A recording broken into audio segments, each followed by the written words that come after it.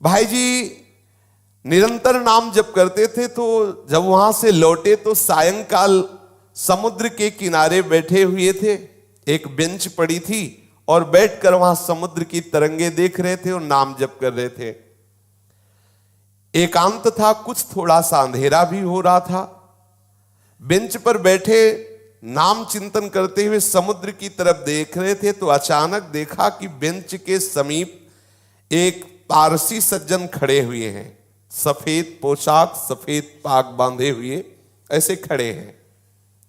बहुत देर तक भाई जी उनकी तरफ देखते, फिर नाम जप करते, फिर देखते, और वो खड़े ही रहे। भाई जी ने सभ्यतावश कहा, साहब बैठ जाइए। अब वो बोले डरिएगा नहीं। भाई जी ने कहा, मैं क्यों डरूंगा? बोले नहीं, मैं कोई आदमी नहीं हूं, मैं प्रेत हूं। एक बार भाई जी को पसीना आ गया, जैसे कोई एकदम बोलेला कि तो एकदम।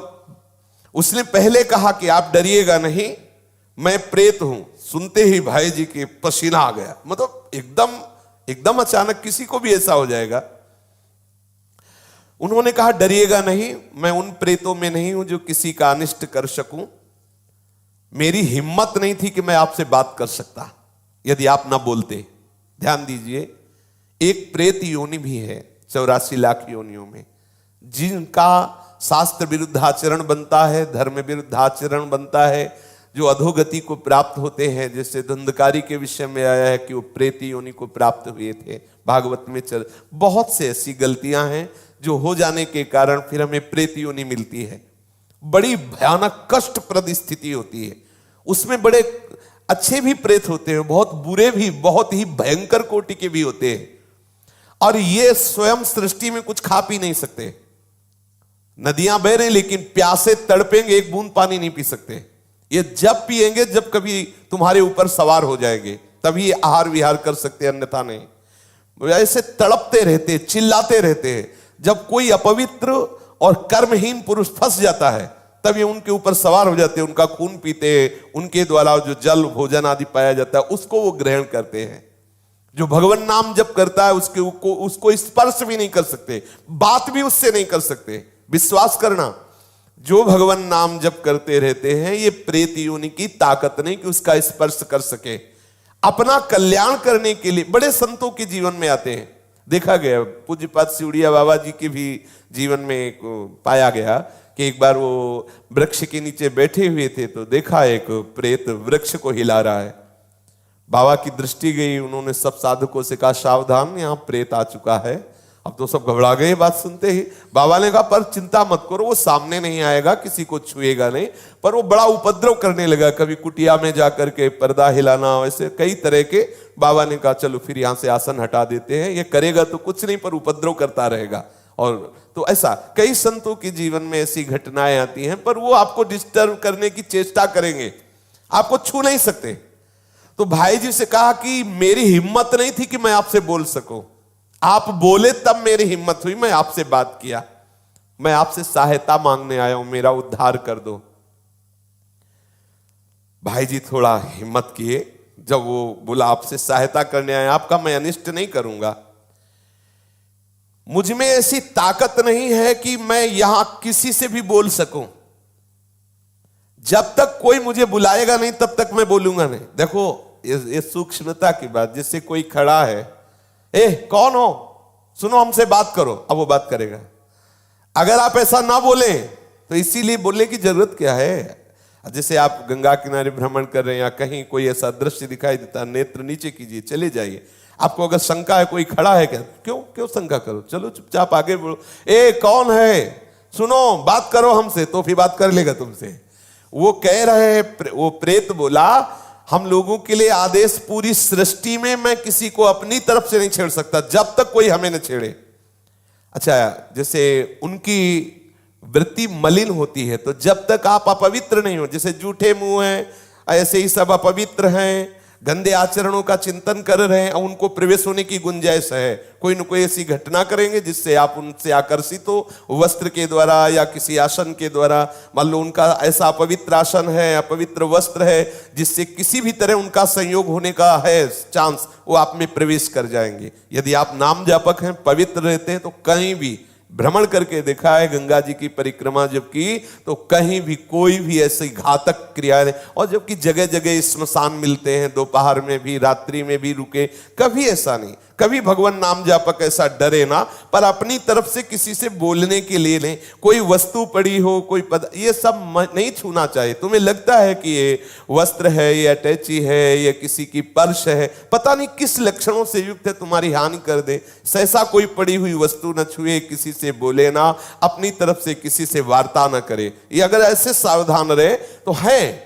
प्रकृति में है 84 लाख योनियों में एक योनि, पर कभी ऐसे सहसा किसी को वो आक्रमण करके नष्ट नहीं करते। कोई घबराए नहीं, ऐसा तुमसे बढ़कर वो नहीं है। सबसे बड़े प्रेत तुम हो। यदि आप अपने में रहो तो लाखों प्रेत आपके अधीन हो जाए।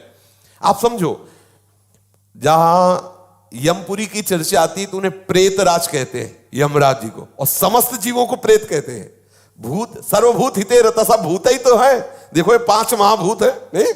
ये भूत थोड़ी, ये महाभूत है। इनमें फंस गए, अब इनसे मुक्त हो जाओ। ये भूत है, परेशान करते रहेंगे। 5 तो लगे ही है, चूक गए तो और ऊपर इनमें छठा भी चढ़ जाएगा, और वो परेशान करता रहता है। इसलिए मैं प्रतीक्षा कर रहा था कि आप बोले तो मेरी हिम्मत पड़े। भाई जी महाराज प्रेत से बोले, तुम क्या चाहते हो? बोले, मेरे पास बहुत सी शक्तियां हैं, मैं कोई साधारण प्रेत नहीं हूं, मुझे गीता याद है पूरी। वैसे तो कहते गीता के श्लोक बोलो तो प्रेत भग जाएगा, वो कह रहा मुझे गीता याद है पूरी, पूरी गीता याद है मुझे।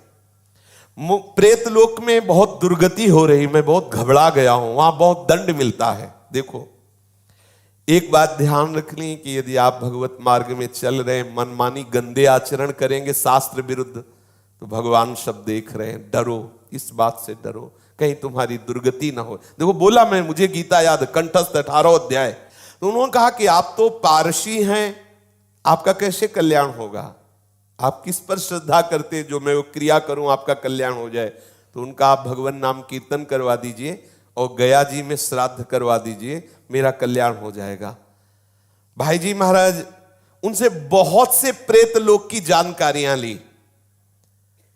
जीवन में कौन कैसे आचरण करता है, फिर मरता है तो कहां किस प्रेत योनि को प्राप्त होता है, उसने बहुत से परिचय बताए। बहुत से उन व्यक्तियों के नाम बताए जो भाई जी के परिचय के थे, मरे वो भूत बने, उनके भी बताए कि वो वहां अमुक अमुक गति को प्राप्त है। और बताया कि कुछ ऐसे भयंकर प्रेत होते हैं जिनको मतलब बस में करना बहुत कठिन होता है। अत्याचारी लोग जो भयंकर प्रकृति वाले, वो जब मरते हैं तो बहुत। अब जैसे कोई सतोगुणी है, थोड़ा साधन भजन शास्त्र स्वाध्याय करता है, लेकिन कोई भयंकर अपराध बन गया, गलती बन गई, तो ऐसी दुर्गति हो जाती है। जैसे विजय कृष्ण गोस्वामी जी के चरित्र में आता है कि वो परिक्रमा दे रहे थे, तो देखा वृंदावन में कुछ भक्तजन भंडारा कर रहे थे, तो उनको बुलाया विजय कृष्ण जी को कि आइए आप भी प्रसाद ले लीजिए।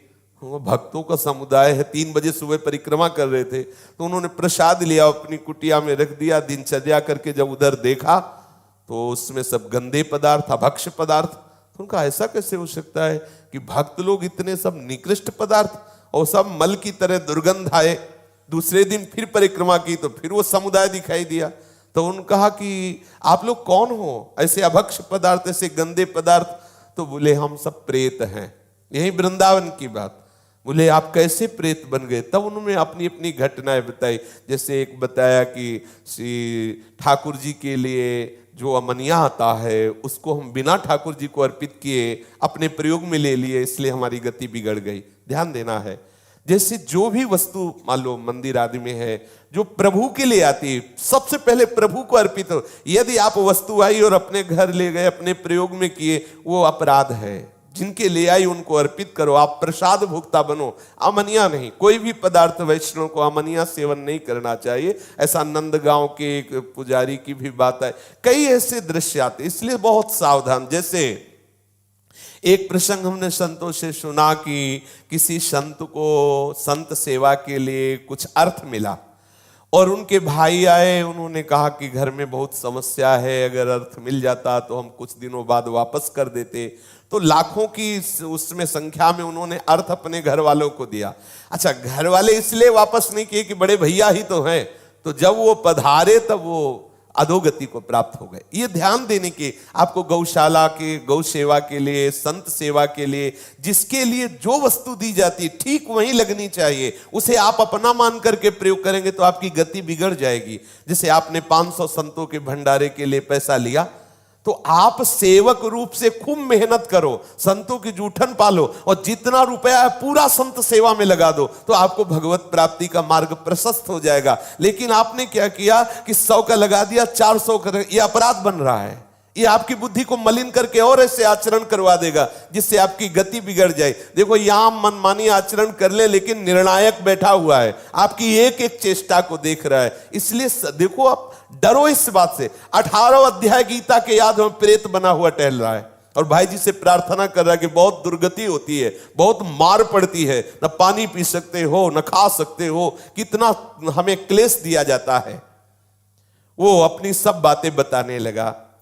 उन्होंने बताया कि 6 महीने पहले जिनकी मृत्यु हुई थी वो भी प्रेत बने, और भाई जी को परिचय बताने लगे कि आप विश्वास करो, मैं सबको जानता हूं जो जो बनकर के प्रेत लोक में गए हैं। एक हरिराम के ब्राह्मण थे, उनसे भाई जी ने कहा कि मैं गया तो नहीं जाऊंगा, आप जाकर के उनका श्राद्ध कराएं और नाम कीर्तन का अनुष्ठान हम करते हैं।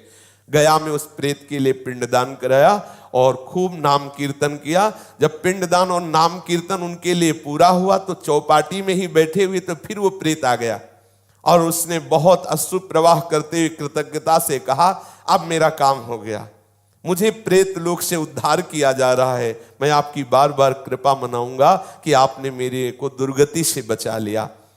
मैंने प्रेत लोक की स्थिति, वहां के कौन कौन से जीव गए हैं, क्या क्या उनको दंड मिलता है, ये सब बहुत विस्तार से बातें की, भाई जी कह रहे हैं।